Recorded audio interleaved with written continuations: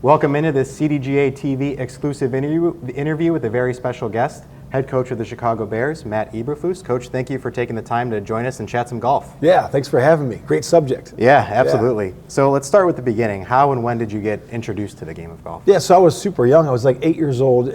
My grandfather owned supermarkets in Toledo, and he won some clubs through a display, in-caps display, and we got Dave Stockton Spalding's way back in the, I guess it would have been 1978 at that point.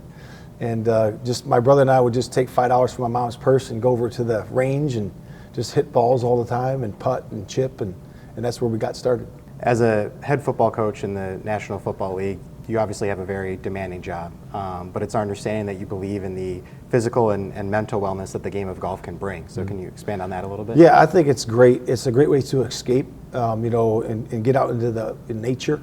And I just love golf because it's a lot of creativity. It's a lot of being able to create shots and use your intuition, that right side of the brain, so to speak. And it's kind of a hybrid sport where you got to think logically, and manage the game, but you also have to think, and feel a lot during the course of the round. So I love it. So along those lines, our motto at the CDGA is better through golf. Right. And part of how we embody that is our outreach programs. Utilize therapeutic and recreational programs for individuals with special needs, veterans, and youth. You're obviously someone who loves to give back to the community in a variety of ways. So what is it about the game of golf that lends itself to that philanthropic aspect? Yeah, I just think it really, you can show somebody that you care about them through teaching them the game, so starting with the grip and the stance and the swing. And I really just take time with, any individual and show that you care about them. It's a lot like coaching, to me it's just teaching the game. And I was just on the golf course the other day teaching a young man how to swing and the swing path, and his eyes lit up when he hit the ball. And so it's magical. It's a lot like fishing, when you first catch the first fish and you're like, oh man, that's such a good feel. Same thing when you hit that first pure shot. We still get it. We've played all these rounds of golf and you still get that feeling. And I think it's very therapeutic. You're in the midst of your, embarking on your second season with the Bears. What sort of golfing experiences and opportunities have you had in the Chicago area so far? Yeah, the first year I was very busy, obviously, so I don't have a lot of opportunities. I think I golfed a handful of times, but it's been very good. People have been great, inviting me to different courses, and it's been a lot of fun. What's your favorite golf memory of all time? It'd have to be probably my albatross I hit on Sylvania Country Club on hole number 17. So I hit driver and then driver off the deck on a par 5 and made it.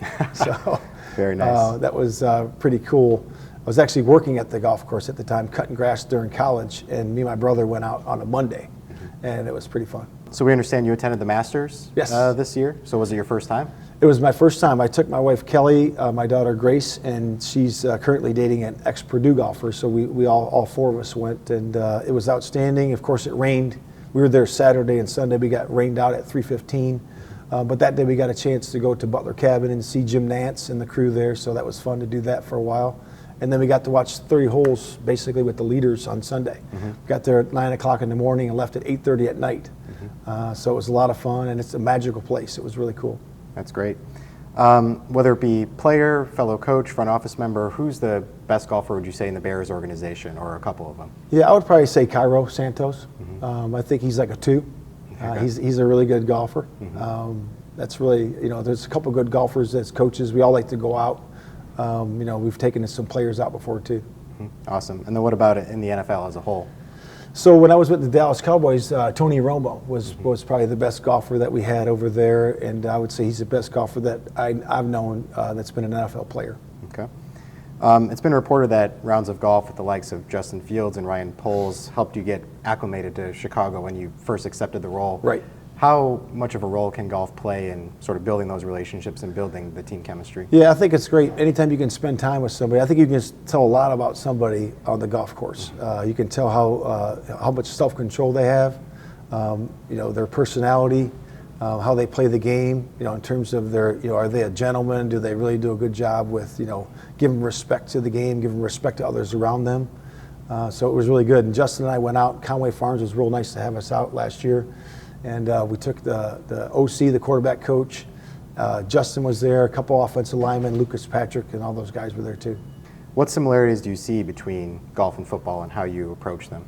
Yeah, I think they're very similar. You know, a lot of it's the 6 inches between your ears. You know, Ben Hogan said that, and I think it's that's so true for football and golf. You know, you got to be confident, but confidence comes through preparation. You know, and you got to prepare in the game of golf. You know, how many hours it takes. It's the same thing with Justin, or if it's a DJ or whoever it might be. You get your confidence through preparation. So I think that's so true in both sports.